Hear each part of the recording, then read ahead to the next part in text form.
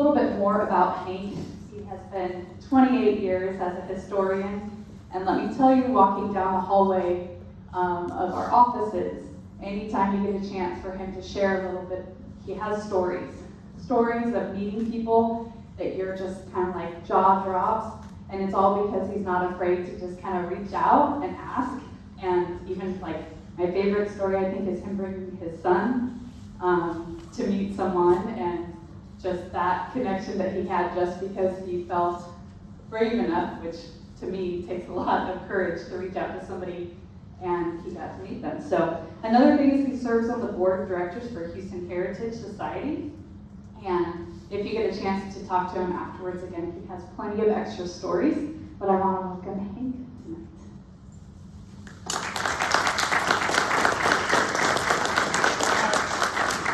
I appreciate you all for coming tonight. The crowd is much larger than I thought, so I'm excited. If you have any questions, should I use the microphone? Yeah. Is that better? Yeah. I'm not used to using a microphone because usually in class I just talk. But I appreciate all of you coming tonight. If you have any questions, don't hesitate to stop and ask, and I'll do my best to either inform you of it or lie well. Softball questions are the best. Okay, so with that being said, we're going to start the Gilded Age of Galveston. Just to get you in the right thought or the right frame of mind, the Gilded Age here in Galveston is our glory years. It is when we are the best in Galveston. It is the highlight of Galveston society.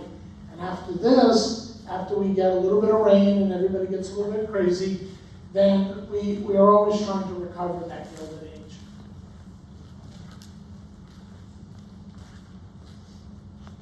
So the Gilded Age, what is the Gilded Age to get us in the right frame of mind? It was a term that was coined by Mark Twain when he writes the book, The Gilded Age. He co-writes it with Charles Warner in 1873. So it puts him back into the Gilded Age, and he tells us that it's this age of technology. Stop if you've heard that before. But it is an age of technology. There's mass immigrants coming over from Europe. We are having craziness and intense and corrupt political corruption. Stop if you've heard that one before. And there is also extreme partisanship. Both parties are fighting massively with each other. Stop if you've heard that one before.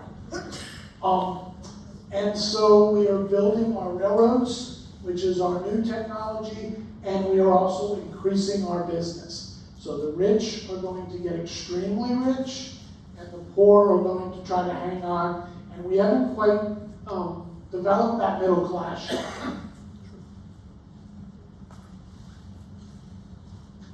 So let's talk about our presidents of the Gilded Age. Our first president into the Gilded Age is President Grant. President Grant is a war hero from the North. He is he's the supreme leader of the Union Army. After the Union has gone through several different leaders, Lincoln finally settles on Grant because Grant wins. And at one point, Grant has some struggles. Grant is a supreme alcoholic.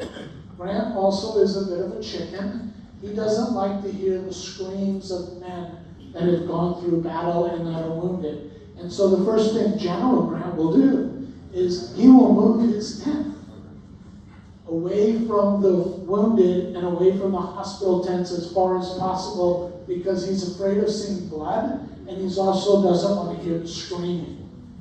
So I don't know if the military was always his best deal, but President Grant or General Grant is instrumental in the fact that he could win. And at one point, his lieutenants actually go to President Lincoln and say, "Mr. President, this is bad, he's drunk." And he says, allegedly, find out what he's drinking and give 5% of it to all his men because he wins. And that's what Lincoln is concerned about. So while Grant is in office, Grant is going to be extremely corrupt as an administrator. He is also going to go through the era of boss speed. We go through the Civil War amendments, the 13th, 14th, and the 15th Amendment, 15th Amendment gives African American men the right to vote. Grant actually comes to Galveston early, 1880, and he stays at the Tremont Hotel. And he's afraid when he comes to Galveston that he's going to be disrupted and he's not going to be well received here in Galveston, because Galveston is a Confederate stronghold. I don't care who holds it at the end of the war. A lot of those former Confederate officers are all going to end up in Galveston. And Grant shows up and he's worried, but he finds that he's well received here in Galveston, and he is celebrated and gets a parade. He says, hey, this isn't such a bad place. We do have the first telephone here in the state of Texas is developed here in Galveston. I don't know who they would call, but they are here in Galveston. So after Grant leaves office, he does 2 terms. He dies rather tragically. He spends a lot of time, he dies rather broke, and he spends a lot of time trying to write his memoirs. We get to Rutherford B. Hayes. And Rutherford B. Hayes really, probably, most likely should not have been president. He makes a deal because he needs to negotiate to get the Electoral College to support him, and so that's where we get into that compromise of 1877. Hayes agrees to accept the presidency, and he also agrees to end Reconstruction, which is going to be well received here in Galveston. Edison develops the light bulb. I don't necessarily like the word invented the light bulb, because he borrowed some of that technology from others. After Hayes, then we go to Garfield. Has anybody seen the new Netflix documentary, by the way? Death by Lightning about President Garfield? It is absolutely outstanding, and I highly recommend it. They get the assassin and they get Garfield. They nailed him pretty well. It is true to form. The language in the documentary is correct. So, just so I've warned you. But he is assassinated in 1881 by a crazy office seeker that feels that Garfield owes him a job. And 1880s Gilded Age, presidents do not have Secret Service. Presidents are able to be approached. Presidents are able to, you can just walk into the White House and you can sit there for a while and wait to speak to the president. Try doing that today. Chester Arthur comes in afterwards. His best trait is he's got the best looking mutton chops in the entire world. He comes to Galveston also, stays at the Tremont. To let you know what else is going on, Ellen Hunt Jackson has just published her new book, A Century of Dishonor, and we are moving westward. So that is that whole westward campaign that is going on while we are dealing with Gilded Age items here in Galveston. She is talking about mistreatment of the Native Americans. And Huckleberry Finn is also published in 1884. Huckleberry Finn is since banned. After Chester Arthur, we get Grover Cleveland. Grover Cleveland, Part 1, is the only Democrat of the Gilded Age. And don't get too caught up in terms like Democrats and Republicans. Even though they are modern Democrats and modern Republicans, they are going to switch sides back and forth of what we know of them today. And so Cleveland, being the only Democrat, is very connected here in Galveston, because the Democrats of the 1880s are very connected with the Moody's. And Colonel Moody is a very loyal Democrat. Benjamin Harrison comes in. He comes into Galveston on a campaign tour. He is also being lobbied by the Moody family. And the reason why he is being lobbied is we are trying to build a deep water port, 1880. We are talking about building deep water. We are talking about expanding, because Colonel Moody knew that if we didn't expand our deep water capability, that Galveston was in trouble for population, because we were competing with Houston. And so we needed to be able to keep up that competition. We're going to end up in trouble because we didn't listen to that foresight as much as we should have. But we were already in trouble in the 1880s from what we had prior to the rainstorm.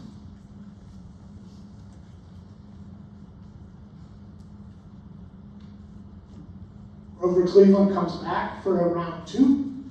His big claim to fame of what's going on is we are dealing with early racial issues, and Plessy versus Ferguson becomes law of the land.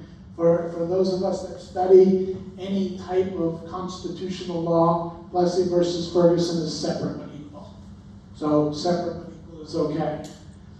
He doesn't come back to Galveston for term 2, and then William McKinley comes through in 1901 on his Goodwill tour.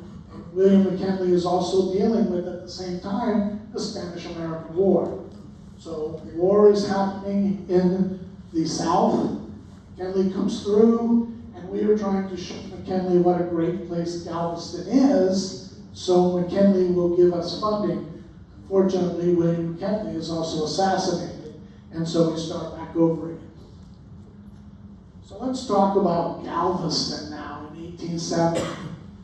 In the 1870 city directory, just 5 years after we were fighting the Civil War, you see Galveston is quickly recovering. And that's a trait that we have here in Galveston, is that Galveston is able to deal with disaster, deal with tragedy, deal with challenges, and quickly recover. And we were doing that. And our new residents, former Confederate officers, see Galveston as an extreme opportunity to quickly make a lot of money. And that's why Colonel Moody, for example, is going to come down here. We are the busiest port in the country. We are dealing with not only cotton, the cotton industry, we are cotton traders, we are not planters. So the planters will send their cotton here to Galveston. We will negotiate the cotton. We will push it through our cotton exchange, put it back on boats, and ship it all over the world. We are the absolute busiest port. Per capita, we have more millionaires that live in Galveston than any other place in the world by population numbers. And the way per capita works is if you have 100 people and 50 of them are millionaires, that's per capita. It doesn't necessarily that we need numbers comparing. But we are trying to compete here in Galveston with Newport, Rhode Island. And Newport is the place of the rich, and it's the playground of the extreme rich. It's where the Rockefellers and the Bulls go to vacation. And that is what Galveston is trying to do, is we are actively trying to compete with Newport. In the 1870s, we are on that road to compete with Newport.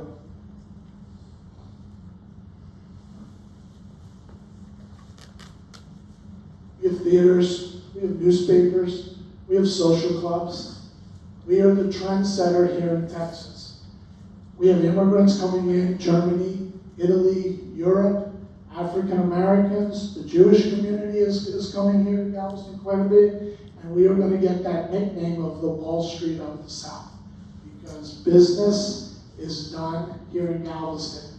All that cotton, all that trading that is going through our port, we are developing banks, we are developing economics, and we are developing insurance. And it's insurance where that big money is going to come.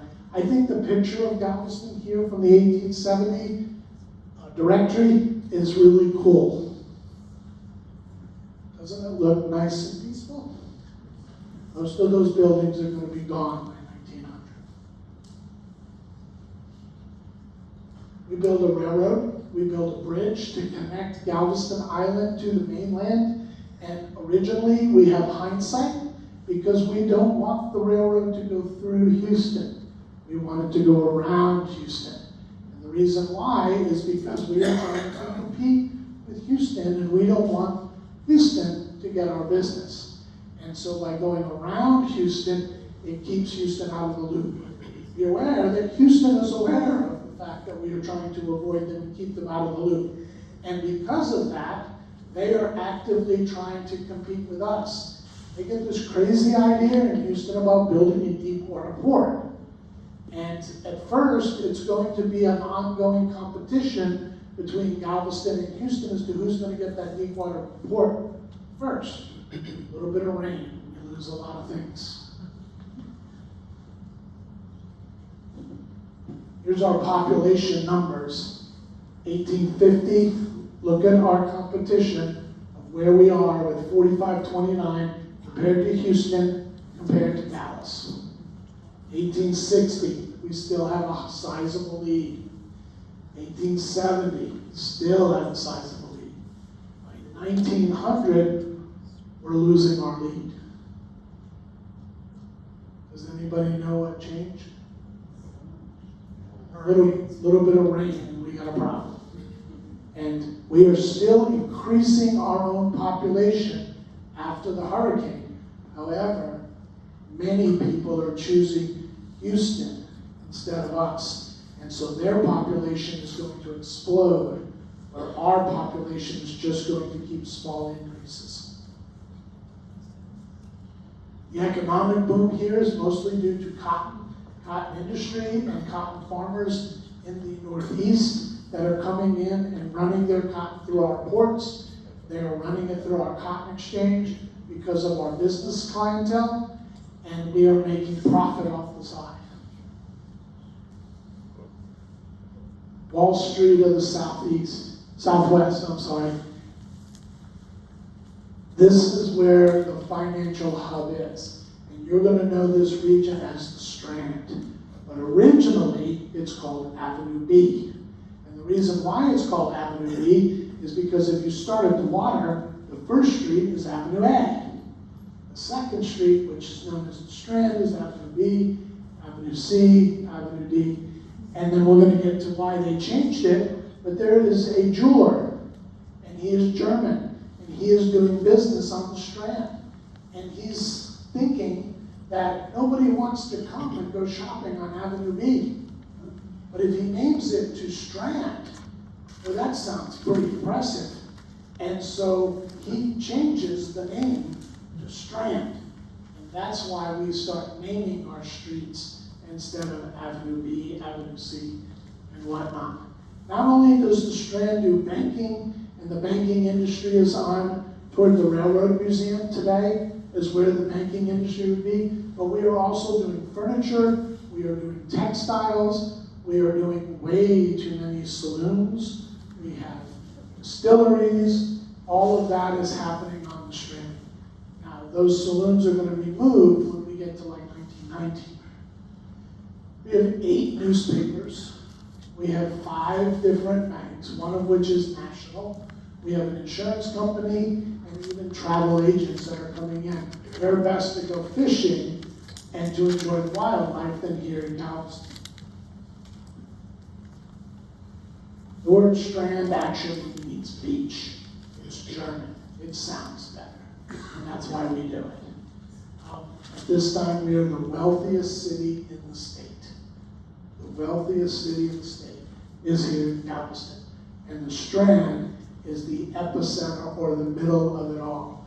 If you are doing anything, you see how we are trying to compete with the Northeast with these fancy names. And that's why. When you go to New York, you talk about going to Fifth Avenue. When you come to Galveston, you are going to the Strand. Our infrastructure is growing. We are building up our port. We are building our railroads to go directly to our port, and we are staying away from Houston, trying to keep our business here in the city. Nicholas Clayton is the architect that is going to build most of our fancy buildings. He is I like to call him the architect of the stars. Because even today, if you go down in some of our neighborhoods and you see a Clayton designed building, he's the guy. However, he falls after the hurricane. Nobody's building here in Galveston anymore. Clayton is going to go out of favor, and by 1904, Clayton's bankrupt. And everybody forgets about him.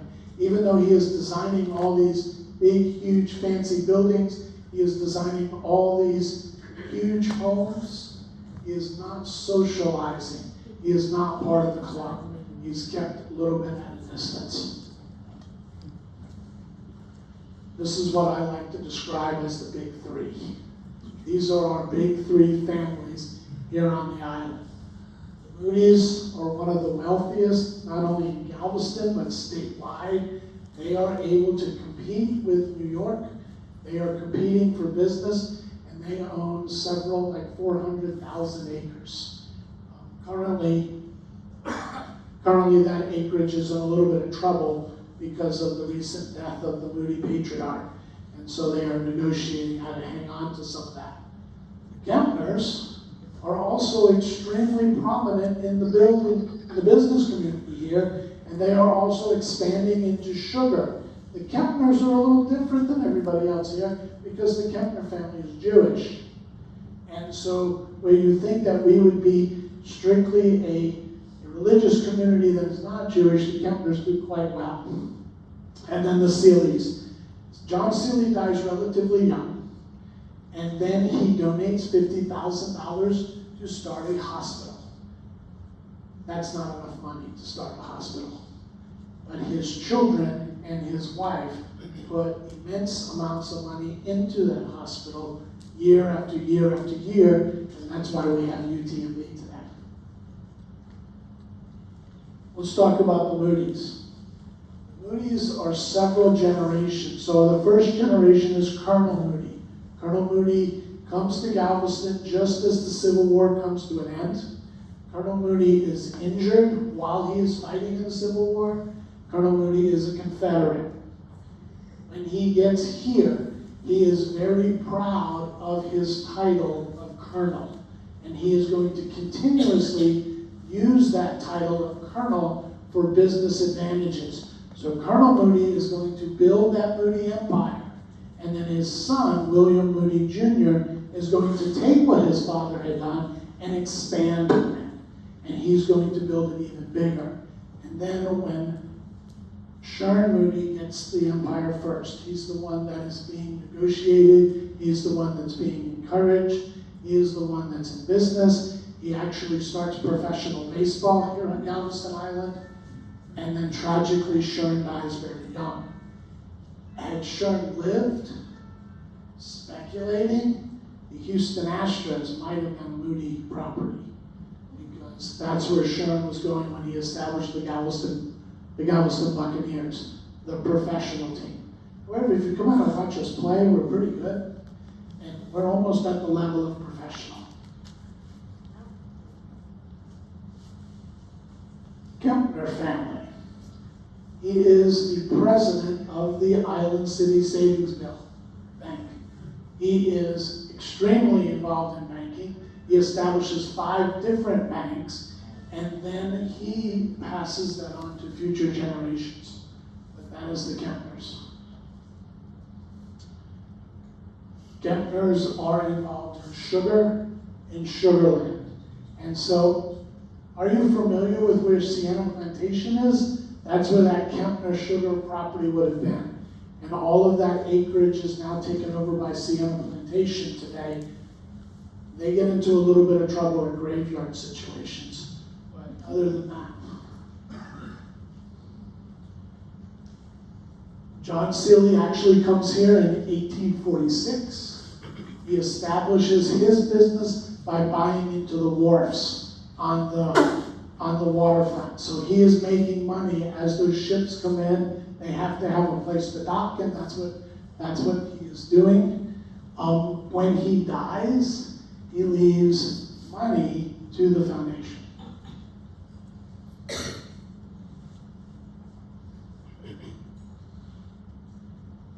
The $50,000 that he leaves for the hospital is what will become UTMB. The League family is very similar to the Moody family. By the first League, the father comes in and establishes the money, and then his son, J.C. Lee, builds on that empire of establishing his money. But League City is named for the father, not the son. However, if you go down on Broadway and you are looking at the new League Kempner house, that is the son's house. And then later on, after the son dies, the Kempners buy it, and Mrs. Kempner lives there. She changes the foundation, changes the brackets of the house and makes it more livable for her larger family. Mr. Lee is a retail merchant and is into textiles. And so that's where he is making his money from. And remember, we're going to have two big fires in the late 1800s that are going to wipe out a lot of that industry. But they are going to be able to recover. Rosenbergs. Rosenbergs are out of the game relatively early in the Gilded Age, but Mr. Rosenberg leaves huge amounts of money for philanthropy and is responsible for the Rosenberg Library. He is also a Swiss consul for Switzerland, comes over as an immigrant, and he also is expanded on education. Donates money for the first schools here in Galveston, both white schools and African American schools. Mr. Rosenberg was interested in investing in our students, not necessarily in keeping it segregated. So he is going to do both. The Ball family, trying to be as neutral as I can, when Mr. Ball dies, he leaves a lot of money to establish Ball High School. And there's plenty of money for that. Now, after Mr. Ball has passed away, his family offers more money or an additional account to keep Ball High School segregated.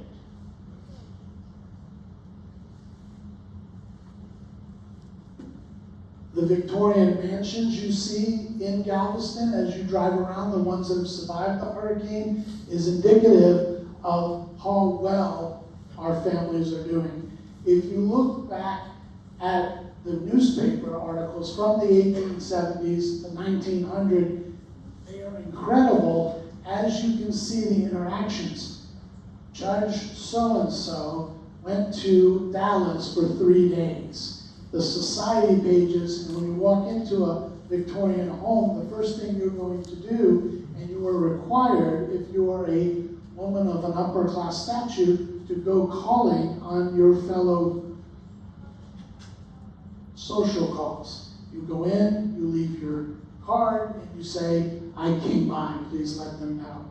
And then those cards would be collected, and that's how the social invitations for the ball season would go out.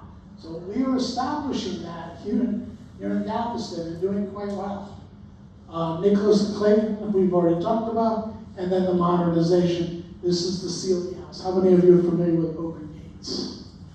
Okay? And so that is the original Sealy home. He leaves that home to UTMB.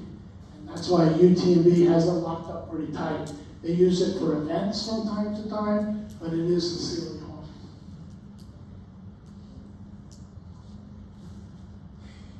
Rankle is also a grocer, and we don't talk to him a lot about him because he's not elite money like the Moody's, the Kempners, and the Sealys. He's just what we would call here average money. But that is what he is building with average money. And so that style and structure of average money here in Galveston is still immensely huge compared to the rest of the country. We don't have necessarily an extremely poor area, at least in each section of the city. So our city is going to be divided by money. The Silk Stocking District, the Broadway District, the African American District, it's all going to be in pockets. Here's the Moody Mansion. It was built in 1895. It was built by Mrs. Willis, not by the Moody's. And Mrs. Willis wanted a mansion that would put her at the top of society, that would show everybody just how money she had. And she asked her husband over and over and over again to build her a mansion that showed how much money they had. And Mr. Willis said, no, we're not going to put our money into this big, huge mansion. He wanted to keep his money more liquid because he realized he was getting older in life, and he wanted to leave that money to his children. And she says, oh, no. We have to put that money into the huge mansion. Well, Mr. Willis dies, and Mrs. Willis gets the money. And guess what she builds within the year? She builds the mansion that she feels she should have had. Her children are very, very angry about Mrs. Willis building the mansion, and they feel like that she has robbed them of their inheritance. She doesn't care. She lives in the mansion. Her children never visit the mansion, ever, and she lives there with her housekeeper until she dies. When Mrs. Willis dies, her daughter, who now has control of the house, tries to sell it to make that money turn liquid. And there are several bidders for the house, and they are all lined up to give her this money. And then the hurricane hits, and all those bidders go away. Well, William Moody Jr. had a bid in for 20 grand. And the house was valued at about 120 grand.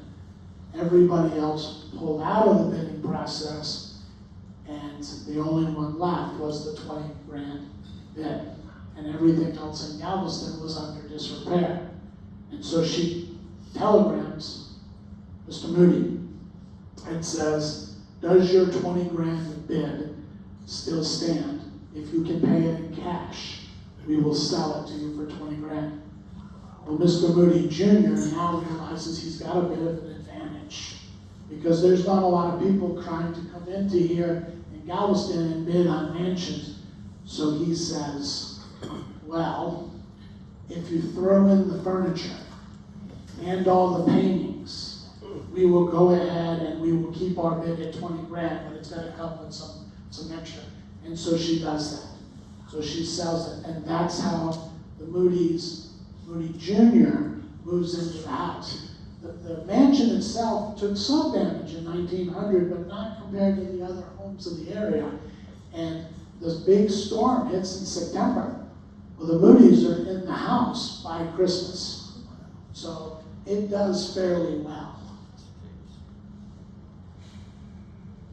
The Bishop's Palace was originally built for the Grishams. It was not built for the Bishop.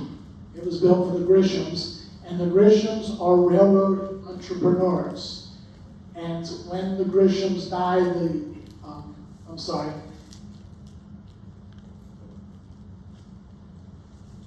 the diocese is the word I'm looking for. The diocese comes in and buys it and then gives it to the bishop. And then the bishop lives there for a while because it's conveniently located across from the cathedral. But it is the Grisham home. It also gives us an idea, if you compare our big three homes, the Moody's, the Kempners, the Seeleys, and now the Grishams, that's the style that Broadway was in.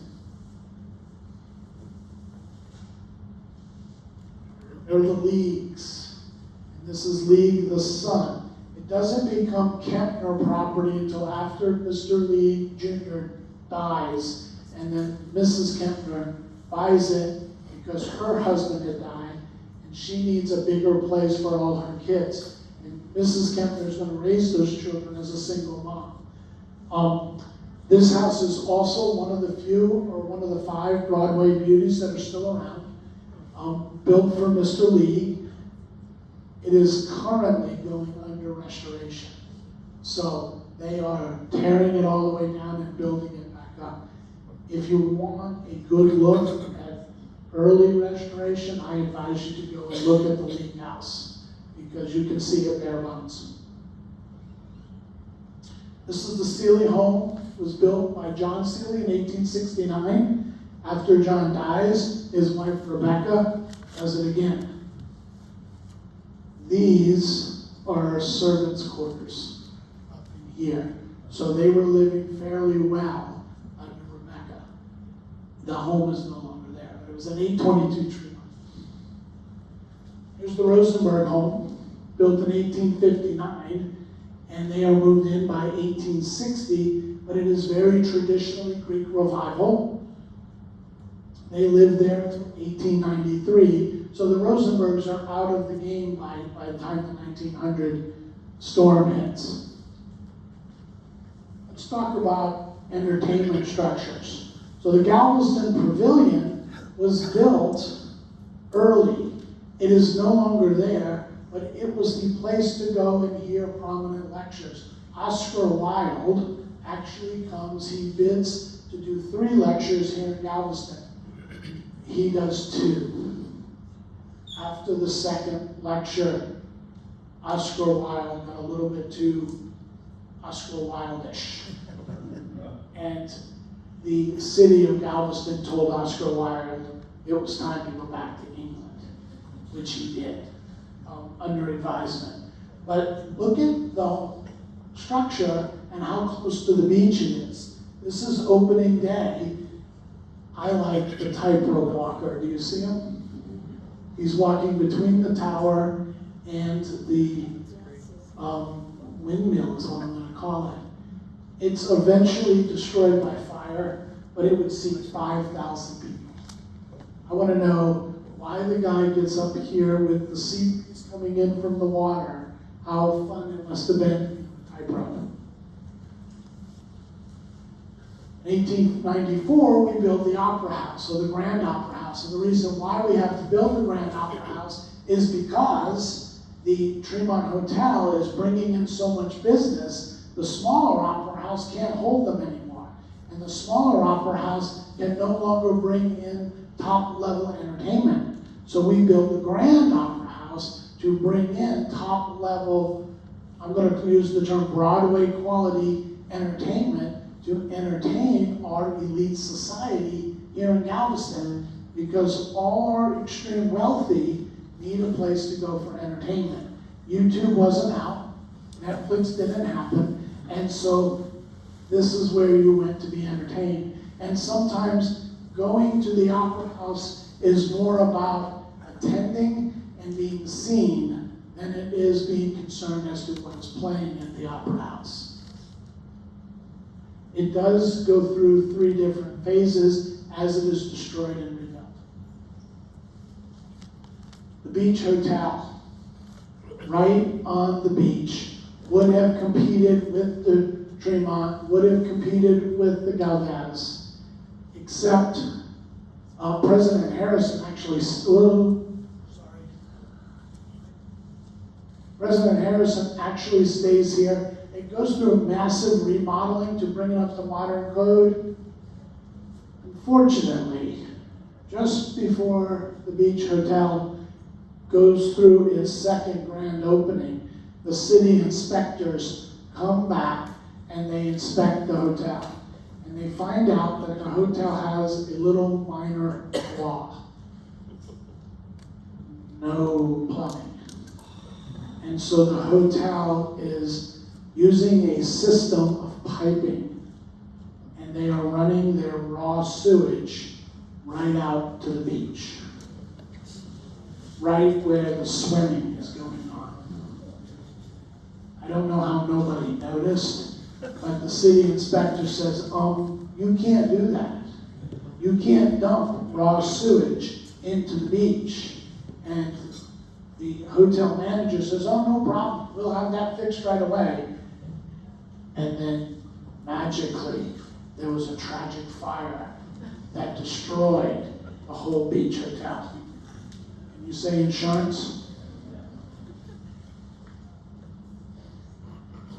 The Star Drugstore was built in 1886. It is still there. It is still vibrant. They tell me that the ice cream is phenomenal. But it is also designed by Clayton. It is run by the same family for many years.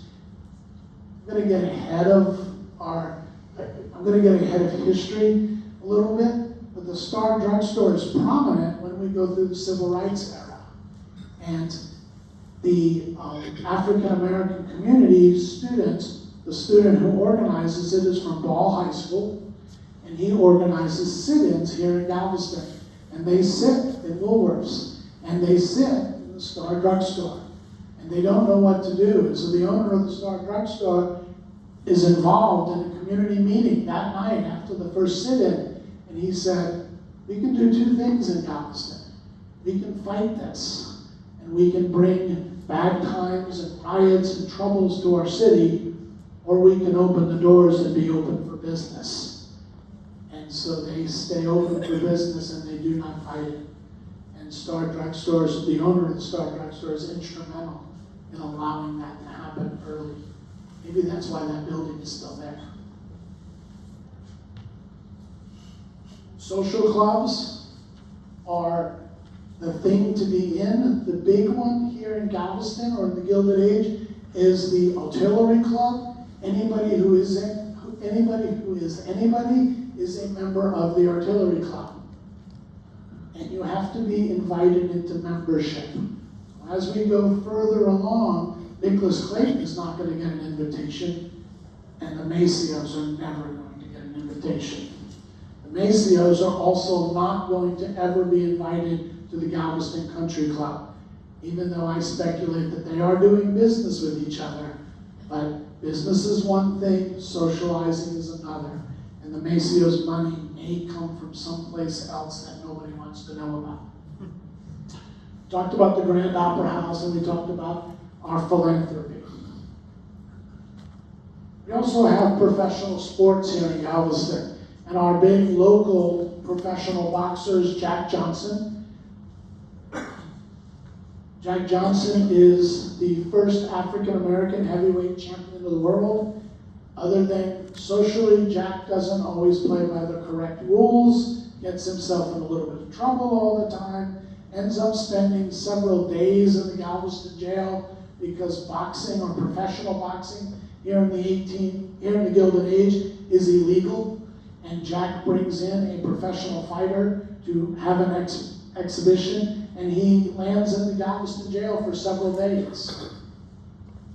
However, Rabbi Cohen decides that putting the two men in the jail for several days like that is just not acceptable. So Rabbi Cohen goes down to the Galveston sheriff and negotiates a deal. The men will serve their time in jail during the day, and at night they are allowed, Jack Johnson is allowed to go home to his family, and his opponent goes to the Tremont Hotel, and the next morning they check in the next day. The sheriff decides, hey, that's a pretty good idea. And so what he does with Jack Johnson is he says, well, since you're here in jail all day, you don't want to get out of shape. So we need you to do a little boxing. And the sheriff waits outside and charges $10 a head to watch the two gentlemen spar. Illegal, yes. Jack Johnson eventually dies. When he dies in a car accident in North Carolina, I believe. And the way he dies is he gets angry because he is not served dinner with everybody else. So he gets really angry about it.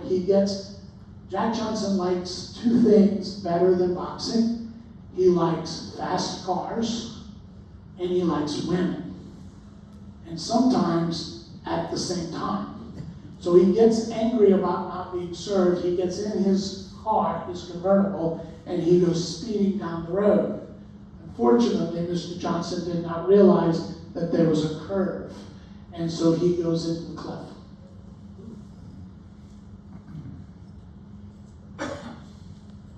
Here's our beach hotel again. It is also Clayton designed, and it is destroyed by fire, but it was 4.5 stories. If I didn't tell you about the sewage issue, how many of you would be willing to stay there today? It would be extremely nice, it would make a lot of money, it'd be gorgeous, and you'd have a great view of the beach. Just don't use the bathroom. So good. I don't know about swimming either, but Galveston Historical Society is started by Mr. Moody to preserve our heritage here on the island, and he invites several of his friends to join the Heritage Society. Look at our membership. Rosenberg, Ball, League, Clayton, Menard, Moody, Williams, and Martin. This is the place to be. This is the place to join. Galveston newspaper was started by Colonel Bello. His rank is from the Confederacy, and he is one of the early newspapermen. He is also instrumental in advocating for Galveston business. He is also instrumental in pressuring the presidency to get business down here. It amazes me how easily some of our Galvestonians have access to the president at any moment. And I'm going to get ahead of myself, but while I'm thinking about access to the president, Rabbi Cohen, who is running the Galveston movement for immigration here right off the docks, there's a man who comes in that does not have the proper paperwork to immigrate. And so Rabbi Cohen asks for 3 days so he can straighten out the man's paperwork. And they say, okay, you have 3 days, Rabbi. And Rabbi Cohen gets on the train here in Galveston and takes the train to Washington, D.C., and gets into the president, who gives the immigrant permission to stay. So he had easy access to the president. And the president even says to Rabbi Cohen, hey, that's great what you're doing for all the Jews in Galveston. That's really good stuff that you're helping out this guy. And Rabbi Cohen responds, that man's not Jewish. He's Catholic, but he deserves to stay. So that's the type of access that we are going to have. While we are on religion, here are all our churches of the Gilded Age here in the city of Galveston. All of them. Let's talk about the prominent ones. So, in 1840, the Presbyterians are here, and they built First Presbyterian right downtown. The first Protestant sermon was given by Reverend Reed here in Galveston. By then, Reverend Allen has come in to preach from Alabama, and then later on, Reverend McCullough. They become an organization in 1840. Building is still there. The new building has been designed by Clayton. There are the Presbyterians. They are here probably first. First Baptist, currently going through renovations. So you can't get inside to take a really cool picture of it. But they are right downtown. Now, if you can see the picture here, this is where First Baptist Church is today, and this building over here is where the original Sealy home was. So as the Baptists buy that land, they knock down, and they are all living right on Tremont Street. First pastor there is James Huckins, and originally the Baptists set up a log cabin off to the side, so slaves had a place to worship as well. Not together, but separate. The Episcopalians are here by 1841. Reverend Eaton, Mr. Eaton, is donating a lot of his own money for his own church. And this is the major Episcopalian. Now later on, the Episcopalians are going to get into a little bit of a squabble between each other. And some of them are going to stay with the original church, and some of the bigger money, like the Balls, are going to go to their own Episcopalian parish, also on the island. And here are the Catholics. Catholics are here in 1842, and they are officially become a diocese by Pope Pius IX. It is the Galveston-Houston diocese. Galveston being the seat of the bishop. And then later on, we are still considered the Galveston-Houston diocese, and the bishop, or the cardinal in this case, is supposed to trade between the two parishes. Some of his time he's supposed to be here in Galveston, and some of the time he's supposed to be in Houston. Where do you think he spends most of his time now? He comes here once in a while, but not very often. And here are the Jews. The original Jews are here in 1870, but if you talk to the Jews at the temple, the big rabbi is Rabbi Cohen, is the one that is the mover and the shaker. And Rabbi Cohen is about this high. He's little, he's tiny, he rides his bicycle all over town until they finally make him stop riding the bicycle because they tell him it's dangerous. And he says, okay. And so they give him a driver. But to show you the shoes of Rabbi Cohen, so to speak, when the Klan is trying to come here to Galveston, it is Rabbi Cohen and Father Kerwin that meet the Klan at the bridge. And they say, no, you're not coming here. You're not allowed. Go someplace else. So the big Klan movie, Birth of the Nation, is never shown here in Galveston Island, and the Klan never takes a big hold here on Galveston because of the rabbi, who's this high. He is afraid of nothing. We do have some troubles in the Gilded Age. We do have some struggles. We have two major outbreaks of yellow fever. The first one is in 1867. The second one is in 1869. If you ever want to get a good look at the tragedy of yellow fever, go down to the Broadway Cemetery. If you start all the way to the left, the first section, it's actually 6 cemeteries, the first section belongs to the Jews.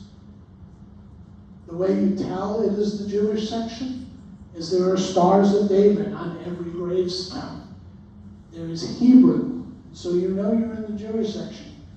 Then there is the yellow fever section, which is just as prominent. It's smaller, the walls have fallen down a little bit, but you know you're in the yellow fever section because the section after that is the Catholics. And you can tell you're in the Catholic section because all of a sudden you see gravestones with statues of Mary everywhere. So if there are no stars of David and no stars of Mary, and no statues of Mary, you know you're in the yellow fever. After the Catholics are the Episcopalians. We also have two major fires. The first one is in 1869. It burns 40 city blocks. And fire doesn't determine who has money and who does not. So the Moody building is going to burn down there. The Moody building is going to burn. The textile building, most of the Henley area is going to burn. Fire doesn't understand, and we don't have a prominent fire department. As a matter of fact, our firemen in the Gilded Age are looked down upon because they're not able to do their job. How do you think this makes them look too? So it is going to lead to the establishment of a stronger fire department. Not a lot of people die in the second fire.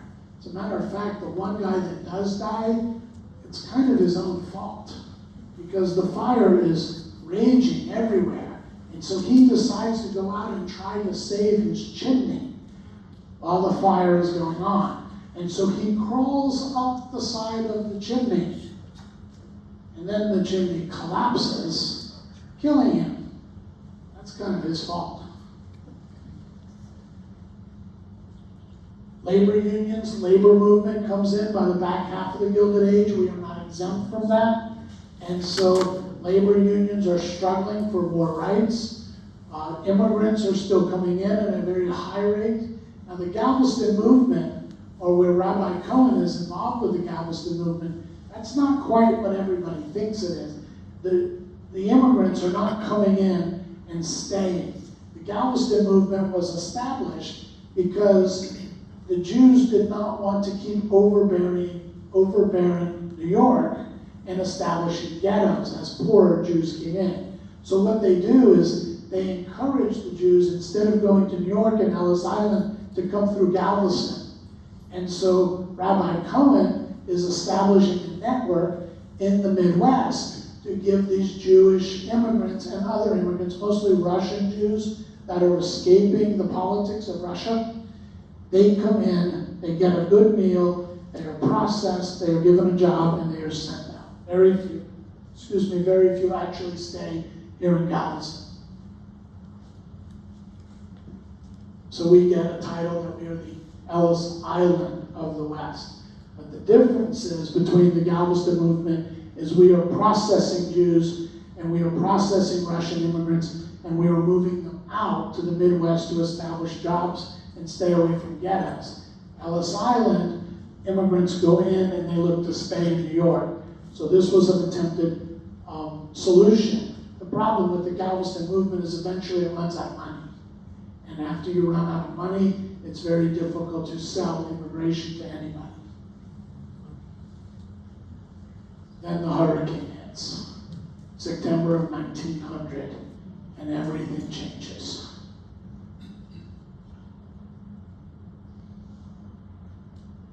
The Galveston hurricane of 1900, up until 2017, is the second most dangerous hurricane to ever hit the United States. Think about those times.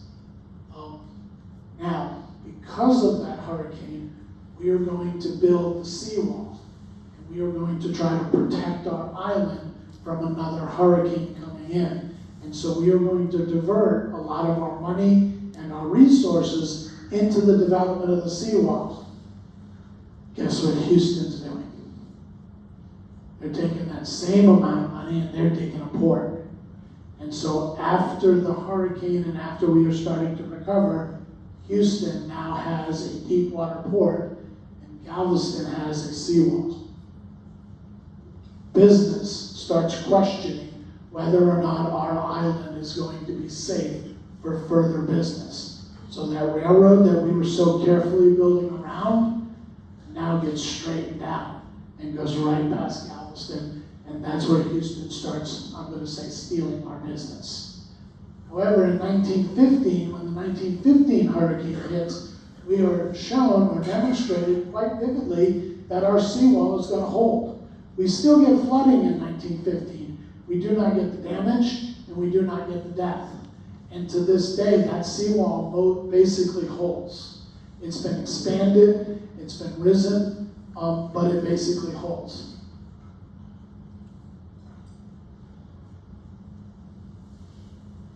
Great look at what the seawall looks like and what they are going to do. So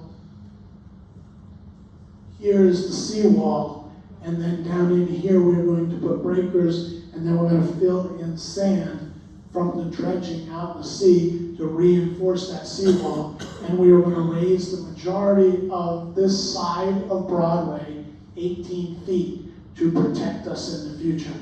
Not everything gets raised. Like the Moody Mansion does not get raised. What they do at the Moody Mansion is they take excess dirt and they pack it around the mansion. So if you look at pre-Moody Mansion pictures, you see that the windows go all the way to the ground.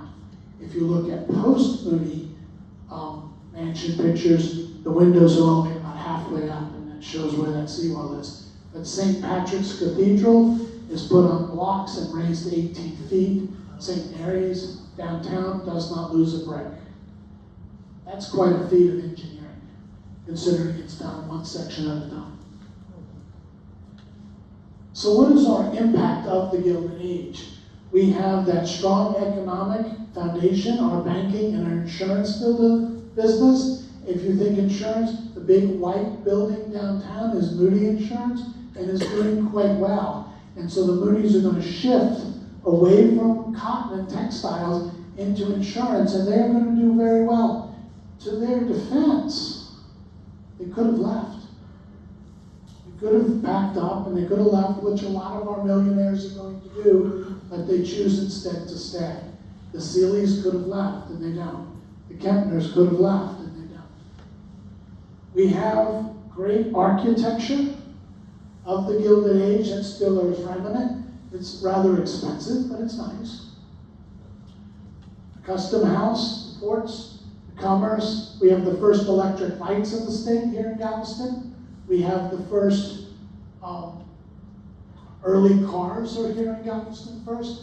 Most of the early technology of the Gilded Age starts here in Galveston. We also are instrumental, by the time we get to 1919, Galveston is instrumental in the women's suffrage movement.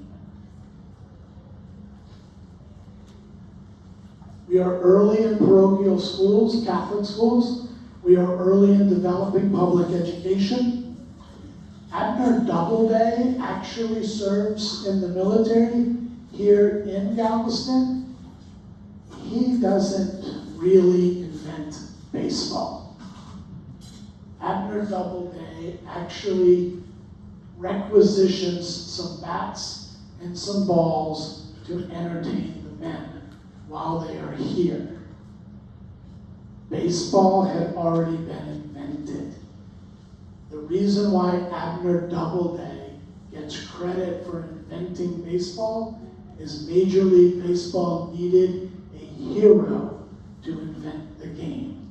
And Abner Doubleday checks all the boxes. He is an American hero of the Civil War. His father was an American general. His kids, he's buried at West Point. He fits the box. And so that's why the Abner Doubleday myth survives. Thank you.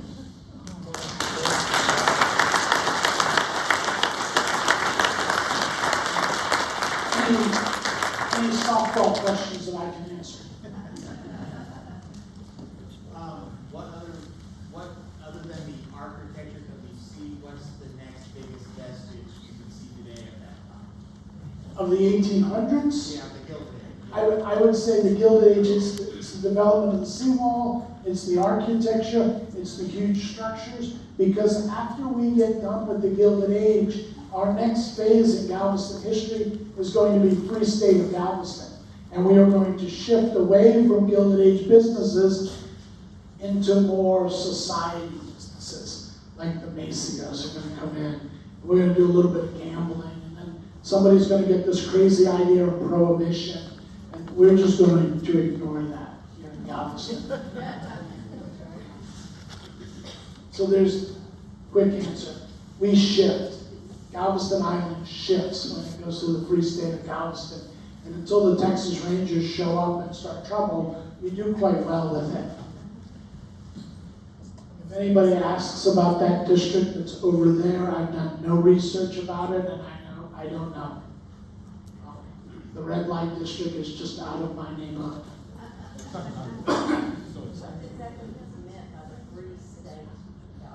We ignore the rules. We ignore prohibition. The Macios, when they build like the Balinese room, they build it in 6 different sections. And so when the Rangers show up, if they can get in, because the Balinese room of the Macios is a private club, and the sheriff never actually goes in there because he's not a member. So he doesn't push that. If they get in to conduct a raid, they go into section 1, which is a restaurant. Section 2 is the entertainment. Section 3 is restrooms. And by the time you get to where the gambling is, allegedly, because I researched the Macios, so we don't know that there was really gambling. Every section is shut down. And so by the time you get to the gambling tables, and they look just like regular tables. So, Free State is ignoring the law selectively. Other questions? Yes? What's your favorite Broadway movie? No, I'm biased. I would have to argue the Moody Mansion is my favorite. I like the Bishop's Palace, but I wish they would put it, I'm biased, I'm a historian, I wish they would put the Bishop's Palace back to when the Grishams were there, instead of when the Bishop was there. Good. I don't know that they could get the chapel out, because that looks pretty heavy. I also go to the lead, I don't know, my favorite is hard, but I speak at the Moody Mansion quite a bit, so I have to pick the Moody's. Other questions? Yes? Was there any particular reason Clayton went bankrupt, or just thought favor? Because of the storm of 1900, because there was such destruction, people that are rebuilding their homes in Galveston are going to try to build fast and build cheap. Clayton is not cheap. And so he gets into different negotiations and trying to demand high prices for elaborate work but it's not quick and cheap. And so when you're trying to repair quick and cheap, Clayton is no longer the choice. And so he ends up with no business. Yes? Don't shoot the messenger, but Nicholas Clayton did not build the mansion. Oh, no. It was on No. Nicholas Clayton does not build the Moody Mansion. It is built by another architect because Mrs. Willis hires him to build the Moody Mansion. Yeah, Clayton is not the Moody Mansion. If it's William under that. Tyndall. Yeah, Tyndall is the one who builds the Moody Mansion. Why she doesn't pick? He's an upstart English architect, Tyndall. There's some speculation as to why she chooses him instead of Clayton. This is not the Gilded Age, but it is the Free State of Galveston. I've heard rumors or urban legend or whatever that after the Free State of Galveston, that some of that money helped develop Vegas.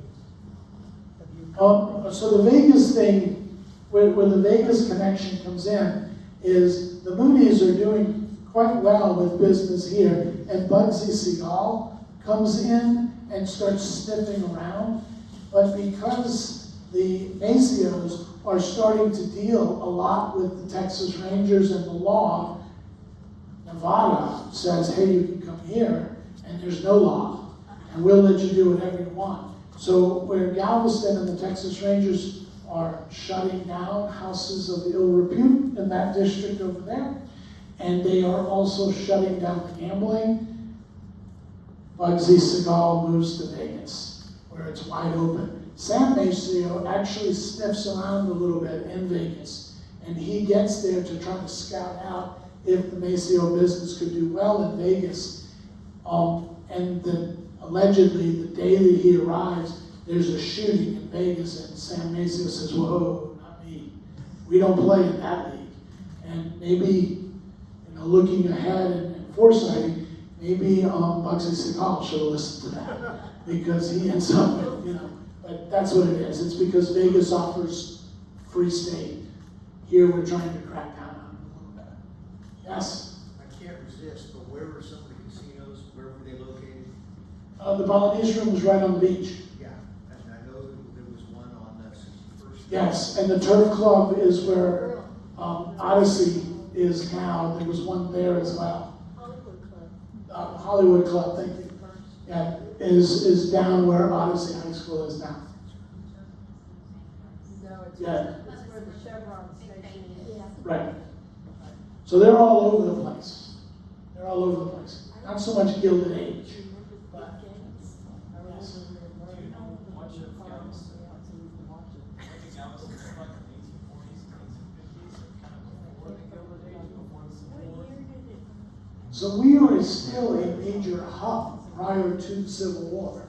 And Galveston is the port that the Union is concerned about when the Civil War breaks out. So when the Union Army sends troops to Texas, nobody really considers Texas a major issue other than the port of Galveston. And so when they send troops, that's why the Battle of Galveston takes place, is because of that establishment of, if you're going to control the cotton industry and you're going to try to anaconda plan the South, you have to control Galveston, and you have to control New Orleans, and you have to control Wilmington, North Carolina. So that's what it looked like. It was built. It would have been just fine, and that's why we see that upward trend. But we were elite even in the Civil War. Other than we start getting into the squabble of the Stephen F. Austin squabble while he's governor of Texas, and we start getting into the debate of the governor because he doesn't want Sam Houston doesn't want us to join the Confederacy. He wants us to stay to control the slave population. And that's when that's where others start siding, and Colonel Moody is a secessionist, and he wants us to join the Confederacy. And so that's where that decision making, Sam Houston ends up out of a job. Yes, sir.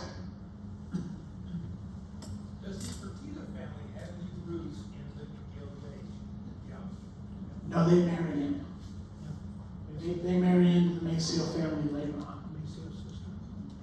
Macio's the guys. Sam and Rose Macio are the Free State of Galveston guys. The Fertitas marry in later on, and they're getting maybe just a little bit of that Macio money is ending up with them, but they marry into the Macios.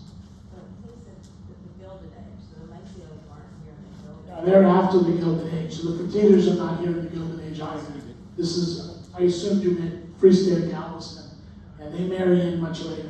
So new money, Yeah, new money building upon old money because the Macios don't have a lot.